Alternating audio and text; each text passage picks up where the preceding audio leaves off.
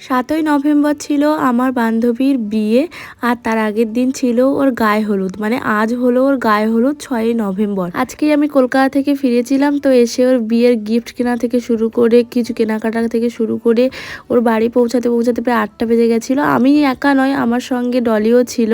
তো এই যে আমরা চলে এসেছি আর এসে দেখলাম ও কিন্তু এখনো রেডি হয়নি। এসে বলে বলে ওকে আমরা রেডি করালাম আর এই যে বসে পড়েছে আমাদের নতুন হবু বউ।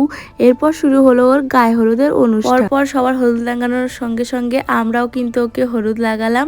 আর আমাদের তরফ থেকে ছিল ওর জন্য দুটো গিফট। একটা তো তোমরা দেখেই নিয়েছো, আর একটা ছিল খুব সুন্দর শাড়ি, সেটা অফ ক্যামেরায় দেওয়া হয়েছে। ওর বিয়েটা 1 মাস আগে হওয়ার কথা ছিল, কিন্তু সেটা পিছিয়ে কিছু কারণবশত 1 মাস পরে এখন হচ্ছে। তখন হলে একটু হয়তো প্রবলেমই হতো আমাদের, এখন হয়ে একটু সুবিধা হয়েছে, যেটা হয় ভালোর জন্যই হয়। আর আমাদের তিনজনের বন্ধুত্বটা কিন্তু প্রায় 18 বছরের বেশি সময় অনেক কিছু ভালো মন্দ আমরা একসঙ্গে দেখেছি, একসঙ্গে কাটিয়েছি।